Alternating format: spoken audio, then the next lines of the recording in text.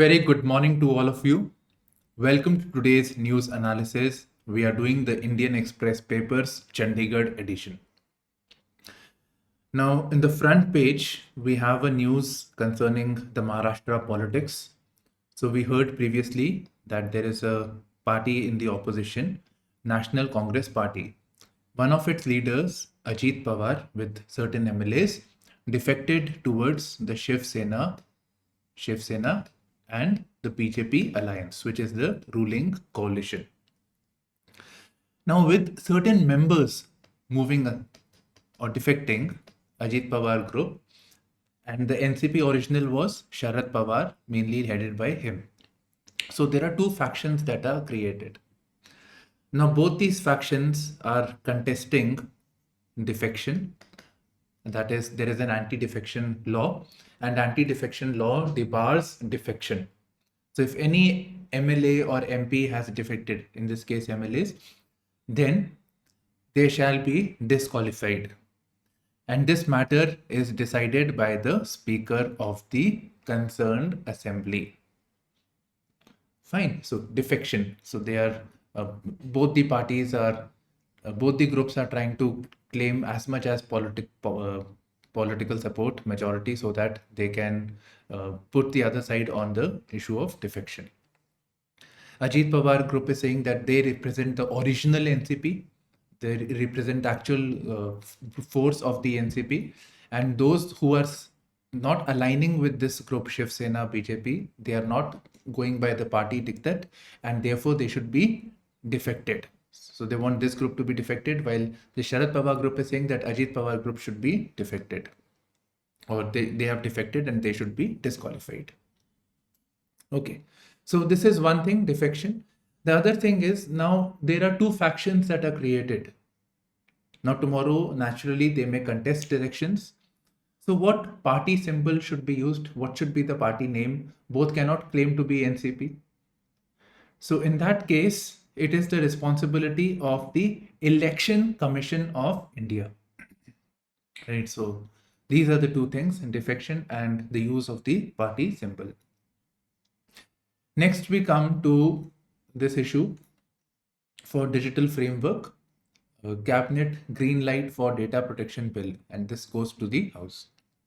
Okay, there are these two things. One is digital framework. What is the government doing about that? Digital governance.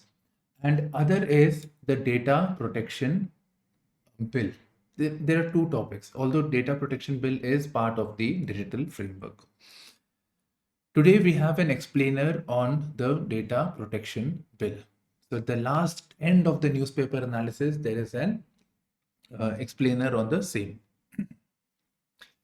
Fine. So that time we will cover. But personally, I would actually prefer, if I was preparing, I would wait for the bill to go, some analysis to come, and wait for the PRS document also. That's when I would actually like to prepare, because you save effort. Anyways, now talking about the digital framework, there are four things that are coming. Four things concerning the digital framework. One is digital data protection bill. That is how the data would be used, the concerns associated with data and privacy, all that. Responsibility of data fiduciaries. That is, fiduciaries are entities which manage your data. So what are their responsibilities? All that. So data protection bill. Then we can talk about the overall governance of IT, information technology, or digital world. Previously, it was done by the IT Act. It is quite old now, about 20 years plus. So IT Act is now being replaced by Digital India Bill. When it is passed, it will become an act. Okay. Besides this, there is an Indian Telecommunication Bill. So Indian Telecommunication Bill. And last is not a law or a bill, anything. It is basically a policy for non-personal data governance. So these four things are coming up. Moving on, this news concerns the FCRA, Foreign Contributions Regulation Act. This topic is very important from mains perspective. In the last 5 years, 2 times this topic has come in the mains paper GS2. So first, let us cover what has happened, and then briefly we will see what is the FCRA and the tax exempt. So there is this agency, Center for Policy Research, very famous agency. It issues these publications which on various aspects. So you should read about it. Land rights initiatives, all those many federalism. So many things directly related to a syllabus also. Okay. So this Center for Policy Research, first, its right ability to take borrowings from foreign donations. So this is regulated by the FCRA, Foreign Contributions Regulation Act. This has been cancelled, and the CPR enjoyed income tax exemptions. So this also has been taken away. It is no longer tax exempt. Okay, so these two things have happened. Now, first, let us cover the income tax exempt. What has happened? It is saying, the income tax authorities are saying that this agency was involved in Hasdeo movement against coal mining. So Hasdeo is in Chhattisgarh. So the CPR was engaged in this protest. So they say that this is not part of CPR's role actually. So it is not what they should be doing first. And then it was engaged in litigation work. So the donations and the money that they were receiving was used for litigation. So this is not a charitable exercise. So charitable organizations get income tax exemptions. So these are not charitable activities, and therefore their income tax authorities have cancelled their tax exempt status. Now they can appeal to an appellate authority, income tax appellate tribunal. So it can, whatever the income tax authorities have given their judgment that their exempt status will be taken away, this will be appealed. Now coming to the Foreign Contributions Regulation Act. So foreign contributions is mainly concerning the NGOs, and it basically regulates the foreign contributions, the donations, etc., that the NGOs get. So donations specifically that are coming from outside. The basic main motive behind this is that the foreign donations for NGOs, etc., should not be used for anti-India activities or setting a narrative which is unfavorable to the country. For example, there are protests going on by environmentalist groups against power plants, nuclear projects, or anything. So donations may be used to incite protest agitations in the country. So therefore, some regulation is being put. So Foreign Contributions Regulation Act. So it is foreign contributions to NGOs are regulated by this. And the FCRA comes under, it is implemented by Ministry of Home Affairs. Very important. FCRA is implemented by Ministry of Home Affairs and not Ministry of Finance. So as per amended FCRA rules, all NGOs registered or granted permission are required to upload details of foreign contributions received and utilized by them every 3 months on their website. Fine. Now, who all cannot accept foreign contribution? Election candidates, MP, MLA, political party or office bearers, judge, government servants. So these people cannot take it. Okay, so this was about the FCRA. Very briefly, I'm telling you, we should actually prepare this from a mains perspective. Moving on, days since Delhi launch 1 in 3 electric buses breakdown. Okay, yes, there's some issue that is coming up, new technology, but these buses were bought under the FAME 2 policy. So I'm interested in the FAME 2 policy. So FAME 2 policy is about bringing in electric mobility into the country and promoting that. And the FAME 2 scheme is under the Ministry of Heavy Industries. So not Ministry of Power, but Ministry of Heavy Industries. So this is important for your pre. Next, we have a news concerning GS2 international relations. This is about Taiwan. So Mumbai is Taiwan's next stop as its firms, asset companies of Taiwan. They move far from China. So let me explain this briefly.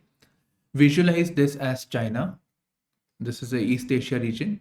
And to east of China, there is an island which claims to be Republic of China, and that is Taiwan. And China itself is known as the People's Republic of China and Republic of China. Okay. So in the previous year, we felt that there was an imminent possibility of an invasion of Taiwan by China. In fact, there is a long-standing goal of China to unify this island into the Chinese territory. They feel that creation of a separate country is a historical blunder. Okay. So at this point, with tensions with China, the Taiwan capital Taipei is going with the strategy of China plus one strategy. China plus one strategy. This is for the businesses of China. That is, the idea is to encourage Chinese businesses to have their presence in China, but at the same time, move their operations outside of China. So China plus one. But one, right? So that's the main goal over here. So this is the China plus one strategy. So in light of this, Taiwanese companies have in the recent times have been moving their manufacturing facilities away from China to India. So China to India, and the Chinese and the Taiwan group, they do not have the country does not have a consulate in India because we accept the one China policy. That is, there is only one China. There are no two Chinas. So under pressure of China, we have to do this. So we do not have a consulate as such, but we have Taiwan presence over here. So in the recent times, 3 offices have been established, one in Mumbai, then there was in Delhi and Chennai. And we do not have a consulate, but we have Taipei economic and cultural centers in India, which are places from where we interact with Taiwan. They act like embassies only, but we do not really have an official embassy. Okay, so this was about China one plus one strategy and one China policy. Next, we have Chandrayaan 3. The spacecraft is integrated with the rocket body. Okay, so Chandrayaan, so the vehicle to the moon. Yaan means vehicle, Chandra means moon. So Chandrayaan 3. So Chandrayaan 3 is a heavy satellite, and it will have a lander and rover. Lander means basically there will be a rover, there will be a robo which can move from one place to another.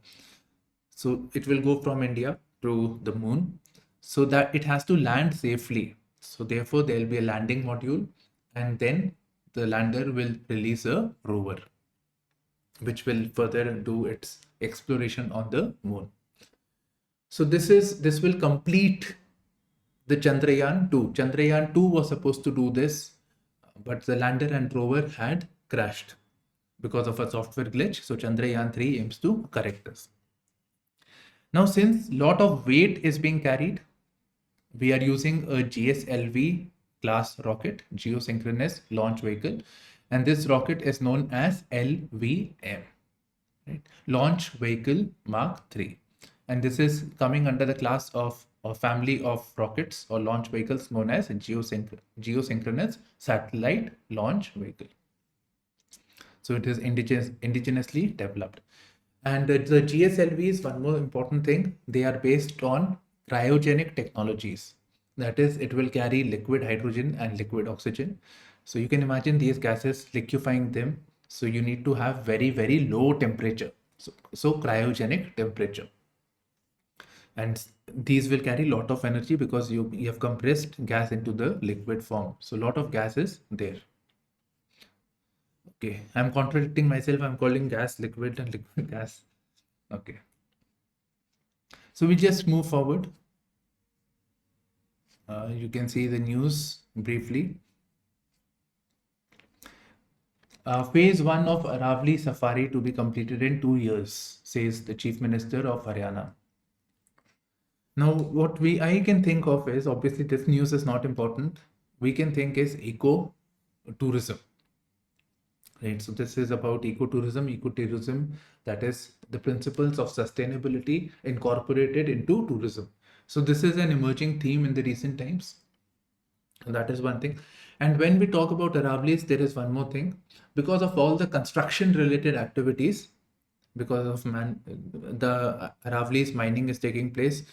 So because of this, there is denudation of Aravallis. It has accelerated because of man-made activities. And there is a concern that the desert, the Thar desert that is there on the western side of Aravallis, this will spread to the eastern part. So the cities of Delhi, Gurgaon, etc., which are to the east of Aravallis, will get affected. So this is again a theme that is important for your GS3. Next is again with reference to Haryana. So Haryana opts for direct sowing of paddy in big way. We also know this as direct seeding of rice. So this is being encouraged in Punjab, Haryana, and many other regions. So we should prepare this topic. Okay, we'll do it some other time in a separate video. Okay, so yes. Now we have a news about maize cultivation. So why area under maize cultivation? Maize means makka, corn. So this has, so why area under maize cultivation has hit a plateau in Punjab. So plateau, let's say we draw a graph, the maize cultivation is growing up, and when it stops growing forward, it becomes stagnant, it is plateauing. So why has, so yeah, so this is the main theme. Now I could further create 3 questions. Why in Punjab we are talking about maize cultivation? Why it has plateaued? And what alternatives can be done? What alternative approach can be used? So first of all, why maize? So thing is that in Punjab is a semi-arid area, that is dry area. Traditionally, wheat and barley used to grow, but these are rabi crops. For the Kharif season, especially after the Green Revolution, we are witnessing paddy cultivation, rice cultivation. And it is said, with Green Revolution, how will the water come? The water comes from groundwater irrigation. So water is irrigated using the tube wells. So groundwater is extracted. So naturally water is not coming. Like in West Bengal, Bihar, UP region, there naturally rice grows. But here conditions are created. Water is extracted and the fields are flooded to cultivate paddy. It is said that for 1 kg of rice or paddy, 4,000 liters of rice, 4,000 liters of water is used. In fact, this again brings, there's another concept, that is when we export rice, we are exporting water. China is not exporting rice. China is importing rice, even though China has grown in surplus amount. Okay. So yes, so it's amounting to 1 kg of rice requires 4,000 liters of water. And because of the groundwater extraction, the water is coming from here. We are having dark zones. We are having dark zones. That is areas where dark zones are areas where the groundwater recharge is less than water extracted. So more water is extracted than the water that is being filled in. So these are dark zones. And because of more and more extraction of water, we are seeing water table depleting, And these are raising other concerns like contamination of water, right? Availability of water, all those concerns are coming up. So from dark zones, we are reaching into areas of critical zones or critical areas. That is where the groundwater recharge, the water table has gone very, very low. So that's a concern. So maize will use much less amount of water. So during the Kharif season, we can move to maize instead of paddy cultivation. Fine, so that is the main idea. Now, why has it plateaued? Plateaued means why are farmers not embracing maize cultivation? We see the farmers are again mainly focusing on the paddy cultivation or rice cultivation. That is because the farmers do not have incentive to grow maize. So one incentive is MSP, minimum support price. So minimum support price remains high, in fact higher for paddy as compared to maize. So that is one thing. The other thing is yield from or the production that is coming from an area of land. So paddy, the productivity is much more than the maize. So naturally, the quantity produced of maize multiplied by price is lower than the quantity produced for rice and the price MSP for rice. So naturally, the farmers would like to cultivate more of paddy. You cannot force them to do something. So we have to tweak the policy for that purpose. Okay, so that's the main thing. So naturally, so what alternatives are there? So first of all, if we want to grow more maize, we have to educate, make farmers aware, and also increase the MSP on rice. Further, by means of biotechnology, gene editing, we need to find ways of how the productivity of maize can be increased or how the yield can be increased. So that is one thing. Now, do we have any other alternative? So one of the advisors to the Punjab Agricultural, to the PAU, which basically advises the government on cultivation, etc. So they are saying that instead of maize, we can move to sunflower. So sunflower will provide edible oil. Oil is very much required. It commands the premium also in the market. So sunflower. Then moong dal, summer moong. So these can be cultivated. So these are the best alternatives that we can consider. Sunflower, summer moong or pulses. So these can be taken up. This will help groundwater recharge also, and it will also help with the better incomes to the farmers. Now, how will this take place? By farmer extension services. Farmer extension services or some departments where the farmers are educated and made aware of new crops, new technologies, etc. So these are farmer extension services. Yeah, farmer extension services alone can be prepared for your mains paper. Moving on, the Chief Minister of Punjab closes Moga Toll Plaza. So basically, what we are saying is that toll plazas should be removed. So it started over here. Now, what I am seeing is from mains point of view, mains or prelims, public-private partnership. Tolls are example of public-private partnership. So briefly, let me explain this. So one, we have EPC, engineering procurement contract. In this, basically what happens is the government pays lump sum amount to the contractor. Let's say the contractor makes road and lump sum payment is made to it. But obviously this payment amount is very, very high. So instead what they do is they go for build, operate, transfer. So contractor builds, the government does not pay amount as such. So so what they do is they have these toll booths. So as the person uses the road, so toll will be collected and the contractor will earn money out of it. Now there has to be incentives, so the toll amount has to be more than the money that is spent. So build, operate, transfer. Then a very new approach was, because of the issues with toll and the inconvenience that are caused, hybrid annuity model. That is, the government, this is a mix of EPC and BOT.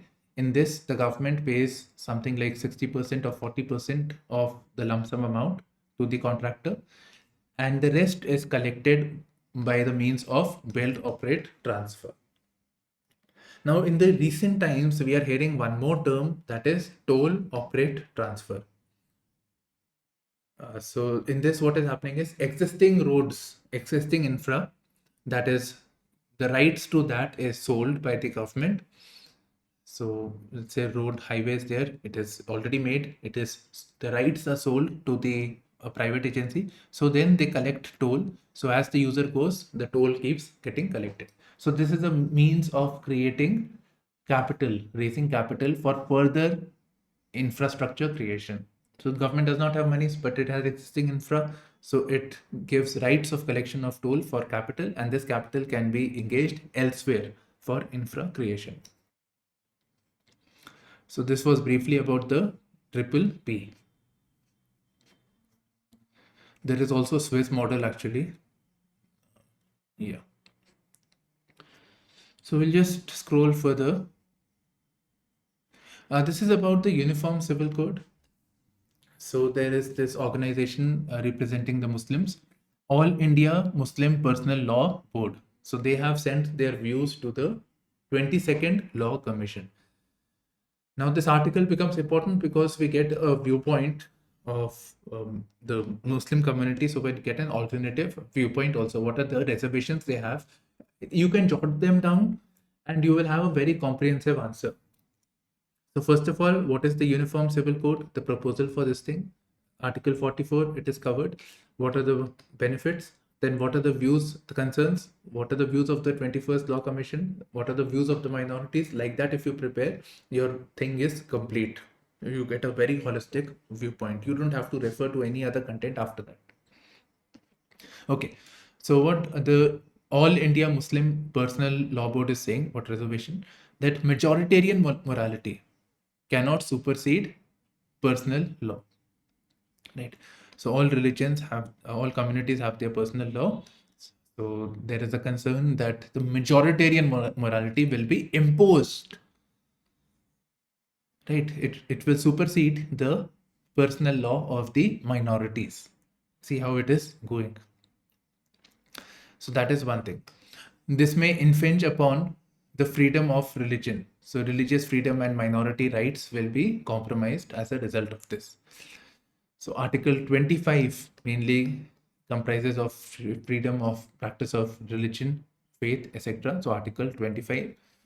And then there are cultural and educational rights which are covered in Article 29 and 30. That is, the minorities having rights to protect their own culture, tradition.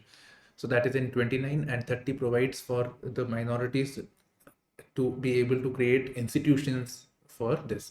Now, when I say minorities, it means not just religious, but linguistic also, right? So religious, linguistic, and I'm forgetting linguistic, script, and culture.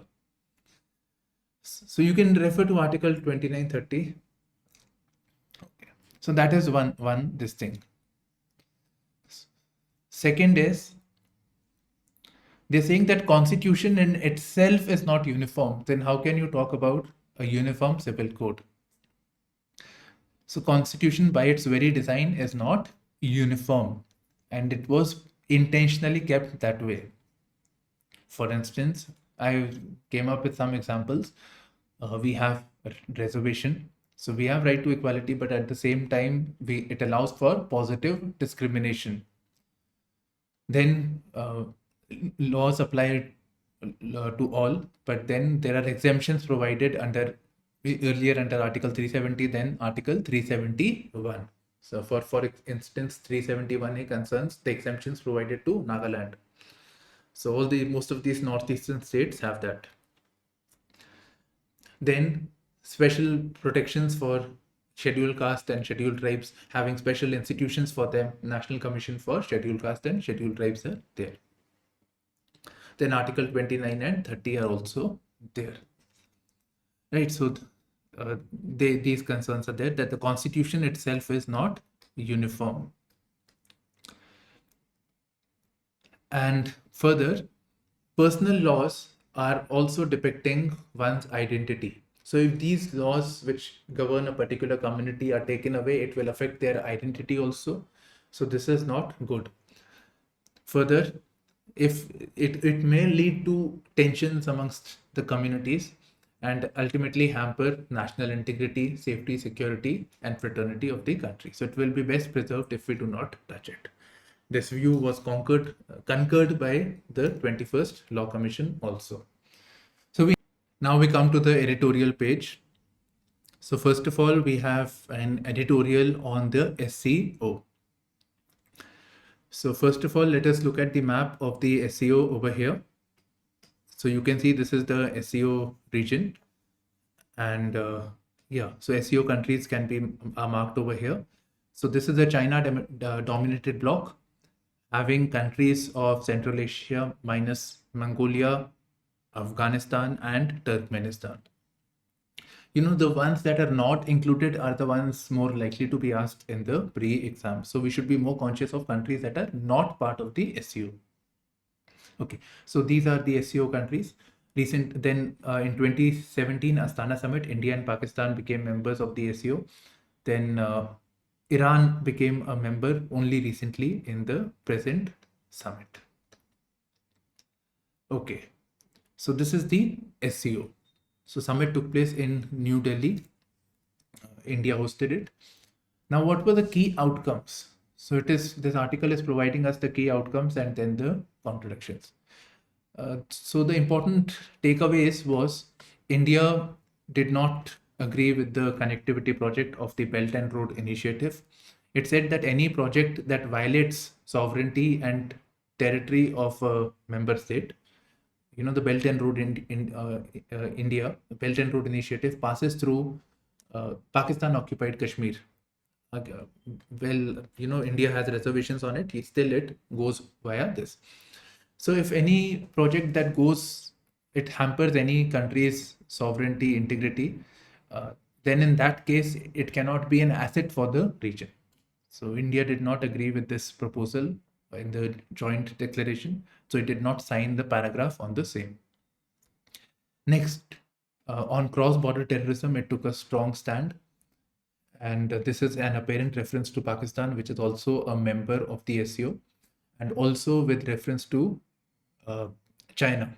China has been blocking India's initiatives in the UN Security Council to blacklist certain terrorist organization. So there is India wants these terrorists coming under UNSC 1267 resolution. Recently, it was asked in prelims. So China is blocking it, especially terrorists that are emanating from Pakistan. Then Iran has become member of this summit, and Iran brings in connectivity. It has a Chabahar port in the Indian Ocean region. This can be integrated with the international north-south transportation corridor. So this is it. Then they discussed about the Taliban issue. Taliban ruled Afghanistan and providing humanitarian assistance in Afghanistan, how it should be done, what should be the modalities, everything. And Afghanistan is again a key concern for the SCO countries. This is Afghanistan. So with political instability, you can see Afghanistan is connected to all these countries. So it will affect the fate of the countries in the region as well. Then the Beijing, interestingly, they came up with the idea of having a unified list of terrorists for the region. So this is another part and another addition. Now, what are the differences which are mentioned despite differences? So SEO has a lot of contradictions, especially from India's perspective. One thing is that India is now closely aligned to the US as compared to any other country in the SEO bloc.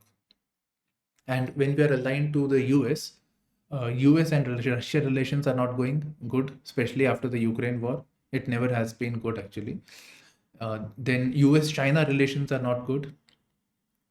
On the other hand, Russia China relations are on a very, very strong footing ever since the Ukraine crisis starting from 2014. Okay. So that is there. So our relations with Russia are hampered. In fact, even India's relations with Russia are hampered because of this, the Ukraine war, etc., and our closeness with US in the recent times. Then our relations with China are also affected because of the Ladakh issue that happened recent time, the Galwan issue, because of tensions on the land border region. So that is it. Pakistan, we always had bad relations. Then Tehran, Iran. Tehran is the capital of Iran. We have had good, we have been investing our relations. We have been investing in the Chabahar project, port project. But Tehran is now strategically closer to China as compared to India. So these are certain differences, these are certain challenges which India has to deal with in the SCO summit. Now coming to the views from Moscow, right? So from Russia, some views are coming in. So this is basically concerning the dynamics of relations between US, India, and Russia. So I'll cover it very briefly. So India-Russia relations were obviously good, especially after the 1971 war, where Russia sent their carrier to India, right? So when that war was going on, so our relations are more or less more inclined towards Russia, especially when it comes to transfer of technology, technology intensive things, defense, nuclear power plant, etc. But post 1990s, after the dissolution of the USSR becomes Russia, we have been tilting towards the US. We have been tilting towards the US.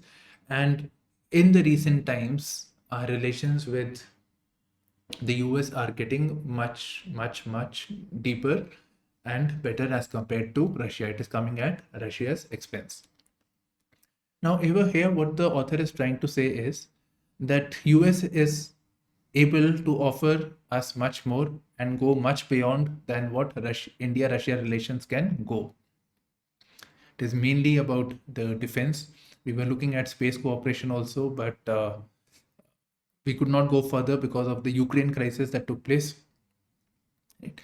Likewise, whereas on US-India side, we are signing this Artemis Accords, that is future of space governance when it comes to exploration of extraterrestrial bodies, their governance. Then sending an Indian to the space.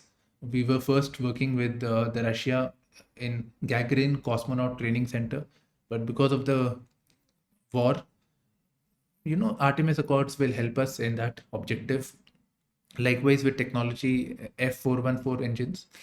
So it is going much, much further. And it is not like India doesn't want to be invested with Russia. India did support them during the Ukraine war, but the relation can go as, it cannot go much beyond. US has much more to offer to India. So India is not turning away from Russia. That's the moot point over here. Now, Russia, India, China, this axis, China, I keep saying this, US, India, Russia, this thing can be taken up for your GS2 mains. You don't have to depend on the article. A lot of things are there on those websites, UPSC, type UPSC, you will get it. And US-India relations, again, in itself, in isolation also, this is very important. If you solve previous year's questions, you are good. Because repeatedly this topic is asked. Belated article on the hearing the universe hum. Right, it is coming after a very long time. We have had so many articles on the same. So let me just briefly cover a quick recap of what all is there. So recently scientists in the 5 or 6 laboratories, they heard this universe hum, which is nothing but the sound of or detection of ultra low frequency gravitational waves. Right, so these were heard. So basically, there is these gravitational waves that are constantly acting, and they are making this universe hum. Hum sound is being recorded. Okay. So first, let us see what is this gravitational waves, since we are talking about this. So let us see what is gravitational waves. Now, gravitational waves are ripples, ripples created in space-time fabric. Ripples created in space-time fabric due to action of gravity or due to mass of bodies. Right. So that is gravitational waves. So ripples, like you drop a stone on the water, so ripples are created. So waves are created. So gravitational waves are similar to that. So you can imagine a space-time fabric. You can imagine space, but Einstein had proposed that space is not a mere hollow or inert. It is like a soft fabric, which can be seen in 4 dimensions. 3 dimensions: length, width, height, and time. So space-time fabric is like a soft fabric. If and on this, if a heavy mass is put or a heavy ball is put, it will create ripples. These are gravitational waves. And if you put anything on a fabric, actually heavy thing, so there will be a depression and there will be a high point. So if let's say there are other things also, they will be drawn towards it. And you will see that they actually they will move closer to the heavy body, and that too in epileptical motion. They will orbit in epileptical motion and eventually reach the heavy mass. Okay, so this is the gravitational waves. These are ripples created in the space-time fabric due to the action of the gravity. Now, this was first proposed by Einstein in 1950 in his general theory of relativity. And he proposed that there is gravitational waves. He proposed because it was not possible to witness. It was only in 2015 when two massive black holes, black holes are again by its very nature very heavy. So when they two collided, there was a big sound and gravitational waves were created and they were recorded by the scientists. Okay, so they were first discovered in 2015. These are very difficult to because gravitation in itself is a very, very weak force. Now in 2023, using a different technology, they were able to hear ultra low frequency gravitational waves, which they feel they are constantly there in the space-time fabric. Now, what is the significance of this? There was an explainer section which said that most of the space that we see, the first thing is see, it is sorry. The most of the space that is there, it is lying in the dark, this thing, and if it is about 95% is dark space. So we can see very small portion of the space. So 95% is dark space, which is not covered under any light spectrum, the visible spectrum. So we can know about this, the dark space and the dark energy by gravitational waves. Right. So otherwise, the things that we see around us, they come under the electromagnetic spectrum.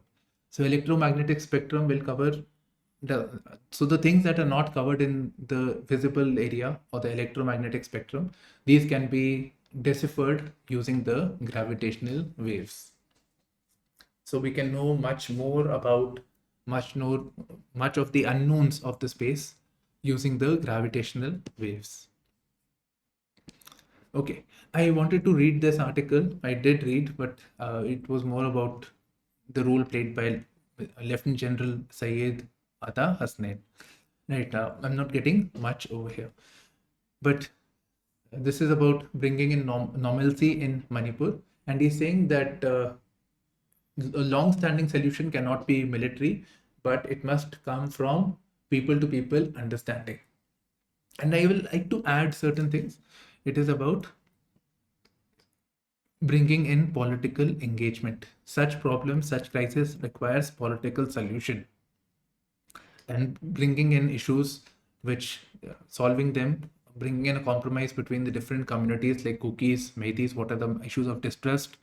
So these can come by talks, negotiations. So by political engagement only, we will be able to overcome this problem. This is a long-standing issue. Army or military can go as far as killing the militants or forcing peace, right? But peace should come from within, and that will happen only when political engagement is there. Political engagement will only provide uh, people to people understanding. So that is it. You can see Kashmir also. So much on military has done, but till the time the political processes are not restored, we will continue to have violence. This is about demographic dividend, the next article. So how to reap the demographic dividend. So it says creating opportunities for labor force and new entrants by improving productivity. And actually that's all is there in the article. That's all. Okay. Now what is demographic dividend? Demographic, India is said that much of its population is into the working age population. That is, they are more than 15 years and less than 64 or 65 years of age. So this is the working age group. So more and more population in the working age, that means more people can join the labor force. They will be earning income. They will be able to fend for themselves, and they are not dependent on others. This population is dependent. This population is dependent. So the government or the state has to provide for them. But here we will have, if we have more population in the working age group, then it is obviously good for the economy as a whole, and also society, because with individual incomes, the condition of the households also improve. So this is the demographic dividend. Now, naturally, and one more thing, continuing with demographic dividend, India's average age at the moment is 29 years. And this is much better as compared to other developed countries like US, China, France, Germany. So US is 38, China is 38, France is 42, 45, Germany 48, Japan. So you see there is an aging population over here, right? So aging population can be seen in the developed nations while we have a youthful population. Now, fine, you have known the demographic dividend, the age, the benefits of it. Why are we talking about it? But then there is a concern also. The concern is that we are not able to bring this youthful population, the population in the working age group, into the labor force, right? Or providing them good employment opportunities. So that is the challenge. And if this youthful population is not engaged into this economic activities, then it will be a demographic nightmare, right? It may create social tensions, riotings, etc. So that is something that we need to avoid. This is I only added, this is not mentioned here. Okay, now what has to be done? So for this purpose, we need to create opportunities for labor force. So most of our labor also here is engaged in agriculture. So 45.5% of the labor force is in agriculture, while agriculture provides for 12 to 13% of GDP. So we need to divert them to non-farm sectors. Farm sector is witnessing disguised unemployment. So we need to move this surplus labor to non-farm. So policies for moving them to non-farm should be encouraged. We should focus on manufacturing, especially in those sectors which are labor intensive. Textiles, toys, footwears, auto components, sports. So those sectors can provide a boon. Then we should also focus, besides manufacturing, services also. So tourism, healthcare, construction, mining. So these also have huge potential. So that is one thing. So bringing in employment. And the other thing is skilling of the workforce, skilling of the population.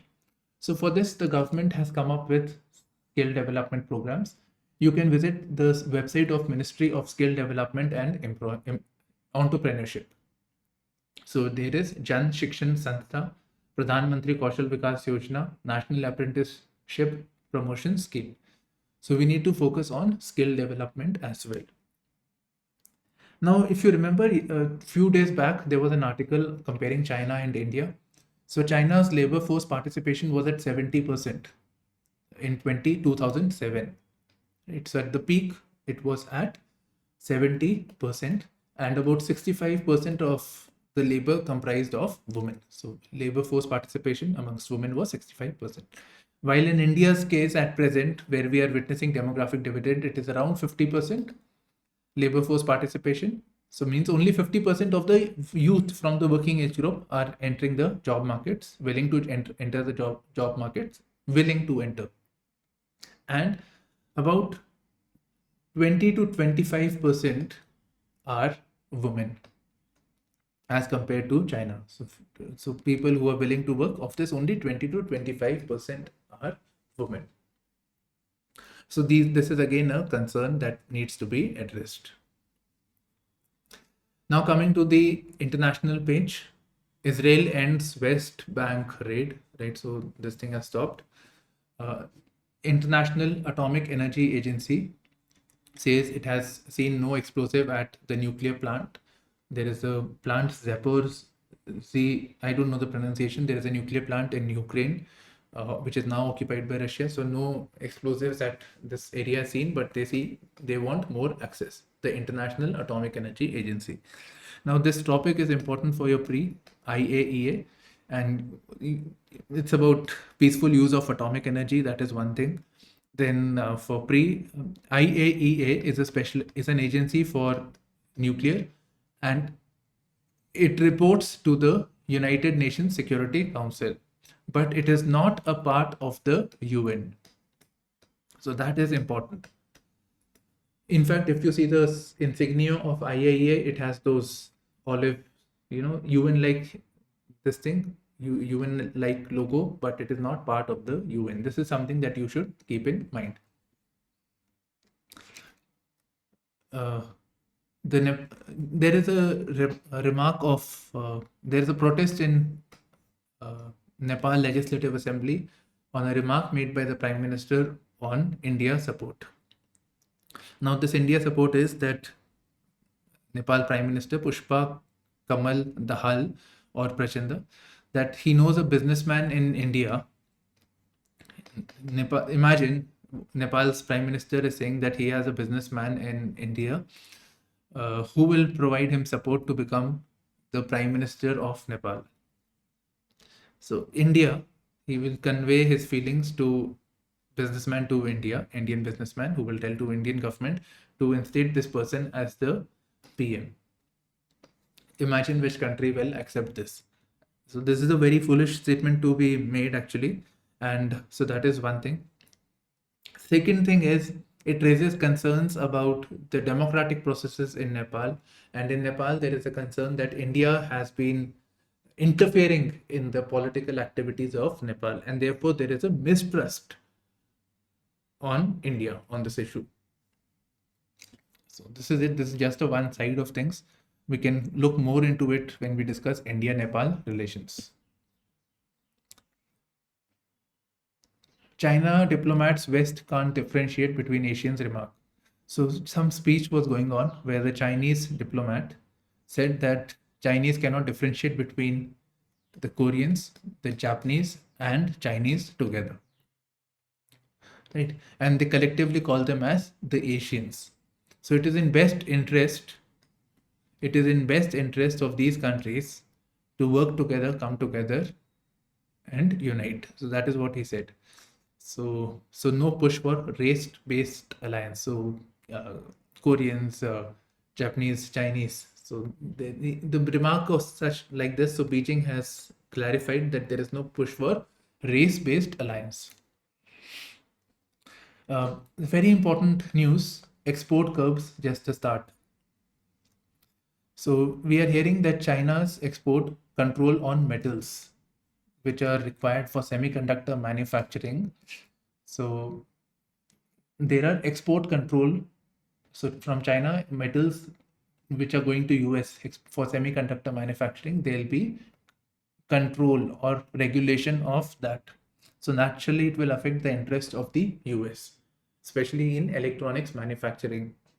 Now you see, it will affect the US economy. So China has a lever. China has a switch by which it can push US into doing things they don't want to do. Because if they offend the Chinese will say, we are not providing you the raw materials for making the semiconductors. And these are available with us only. So this you can see how how resources are being used to manipulate another country. US is a big country, they may be able to fend off, but what about India or any other country? Okay. Now I can give you one example. Pharmaceutical, we have a lot of big pharmaceutical companies, but the raw materials for making medicines, APIs, 70 to 80% is coming from China. Imagine a tension is there between the two, and China says, we will not supply you these for making medicines. So it becomes a national security risk. So therefore, you see US, Europe, and many other countries, they are working on semiconductor manufacturing, or they are forming alliances or groups for availability of metals for making those raw materials, all that, chips for alliance, etc. Now moving on to the news on the economy section. 50th GST Council meeting to be held on July 11th. So we'll wait for July 11th actually, ideally, but yes. So first of all, what is GST Council? GST Council is a constitutional body. It was created, and GST was created by Constitution, so it created for the GST Council also, and it deals with it. Basically, it's a council, so it's an assembly which comprises of the union finance minister who presides it, and representatives of the states, the respective states, and the decisions are taken based on the basis of majority, and union has, or the finance minister has, 1/3 of the vote of the GST Council. Okay, now this is an example of a cooperative federalism, that is state and center coming together on the matter of GST. Now the GST Council will be discussing budgetary support to hill states, says on MUVs. So what is this budgetary support to hill states? So let us see this.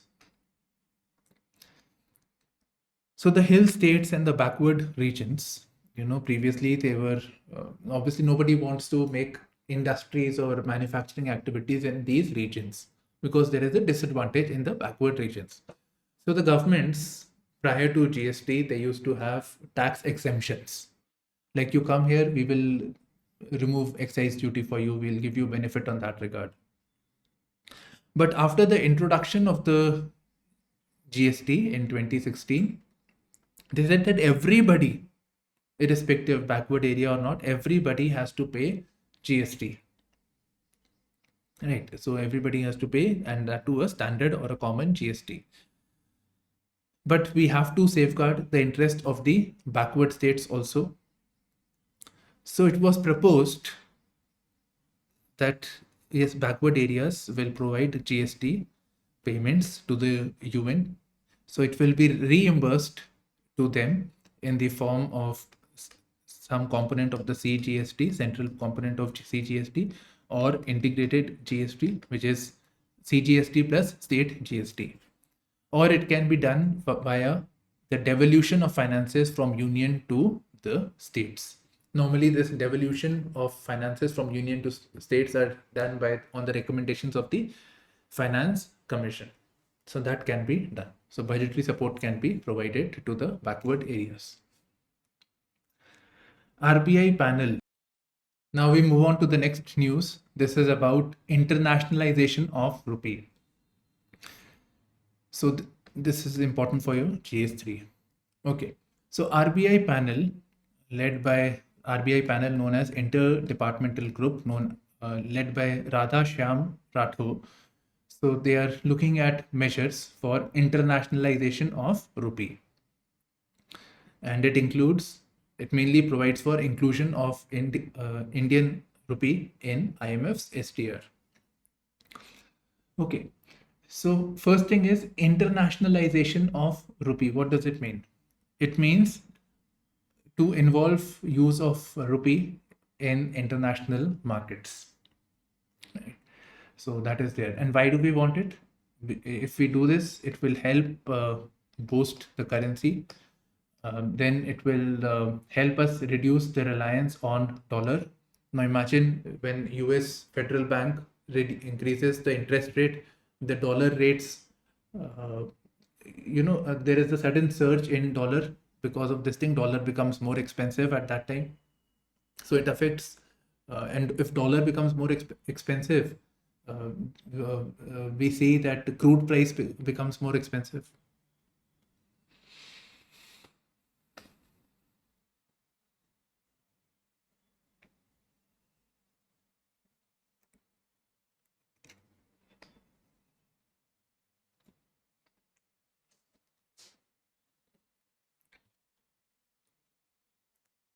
Now we come to the next news. This is RBI panel suggests for measures for internationalization of rupee. So this is an important topic for your GS3. Now RBI panel suggesting measures. So this is a panel by RBI. It is known as Interdepartmental Group led by Radha Shyam Rathod.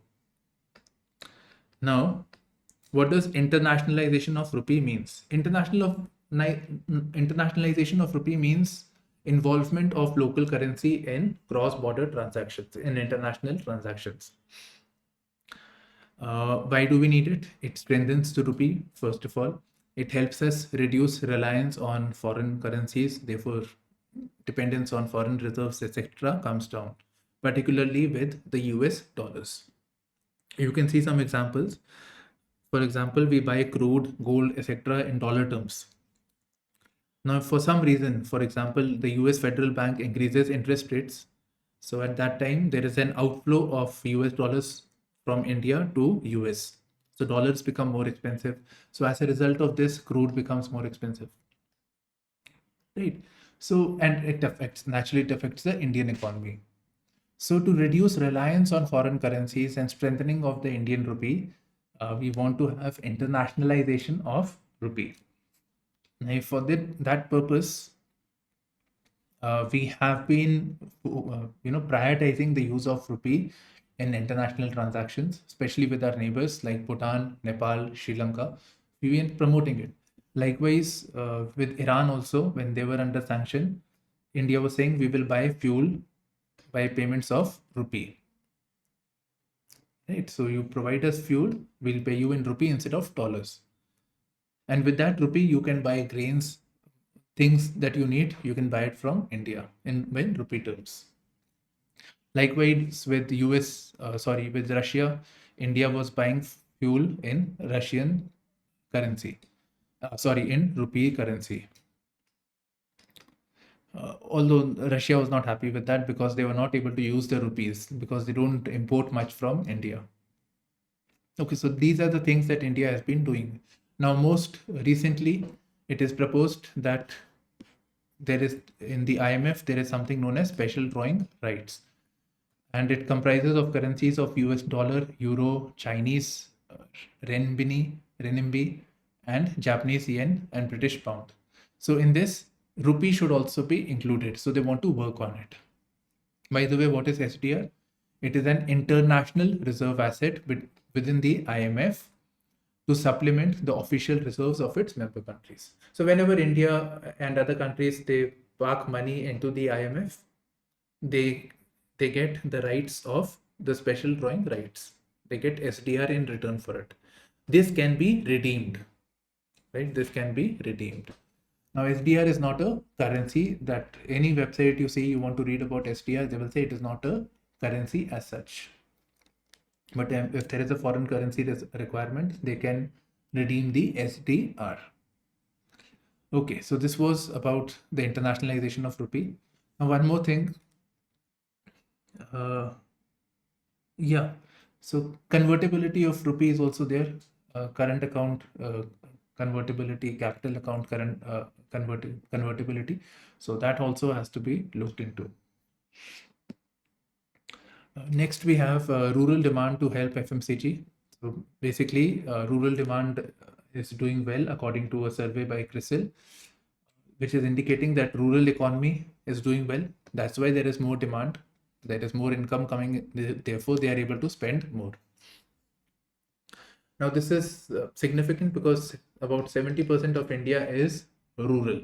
So it depicts the overall health of the economy. And if rural economy does well, it will help the urban economy also because of the backward forward linkage. Next, India service sector growth eases to 3-month low in June, says Purchasing Managers Index. Right, so overall it is still good. It is just that compared to the last months, it's a 3-month low in June. That's all. So signal positive demand trends resulted in stronger increase in new business volumes. Surplus liquidity in the banking system to over 2 lakh crore. Okay, so more liquidity is in the banks. Why? This is because because of the rupees 2000 policy, that 2000 rupee will be held void after September.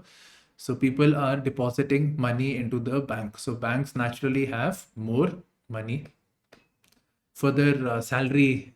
So people are given salary at the end of the month. So that is also put more money into the banks. Recently, the liquidity was less because of the payment of the GST. So this is not really a news as such. Okay.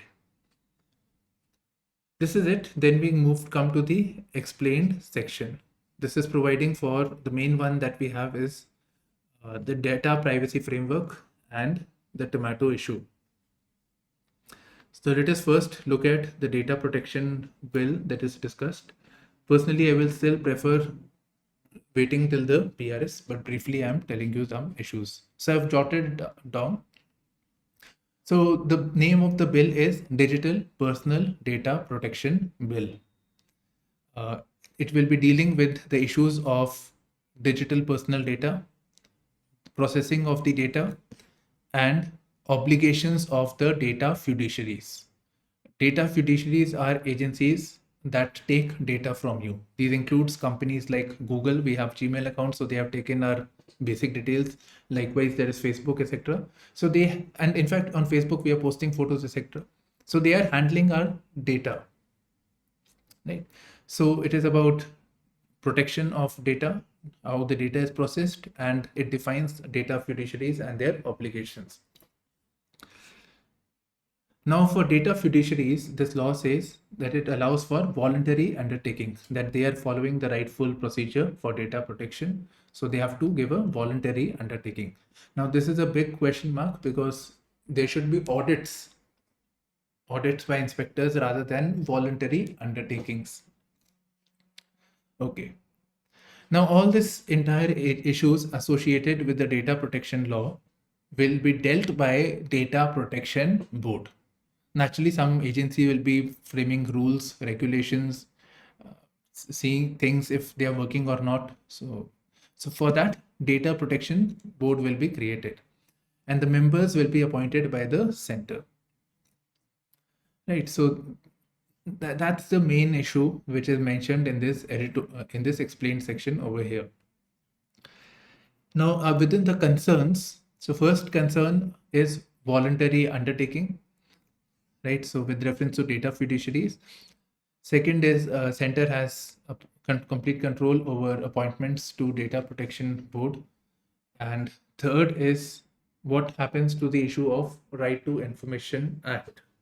So Right to Information Act is seeking information, while Data Protection Bill is talking about protection of data and privacy. So where does RTI stand on this? So these are certain question marks. Then there is this comparative models of different countries. I'm not getting much. So in EU, it is known as the GDPR. It is criticized for being excessively stringent, while US is focused on privacy protection, which is privacy protection is seen as liberty protection.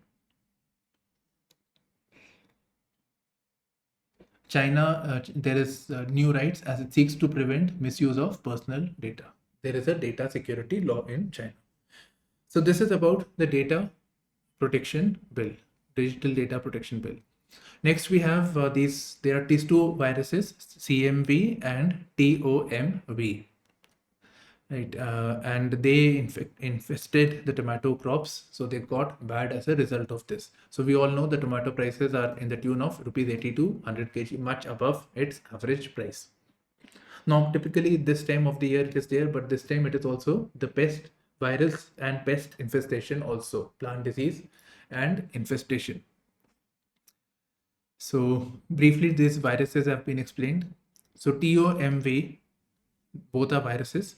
They spreads mainly through infected seeds, saplings, agricultural tools, while CMV is spread by aphids. Aphids, which are sap-sucking insects. Okay. How do they affect the crop? TOMV affects the foliage of plants. Foliage is the green part of the plant. So this appears alternatively yellow and dark green. So the green part of the plant, it becomes a yellow and dark green.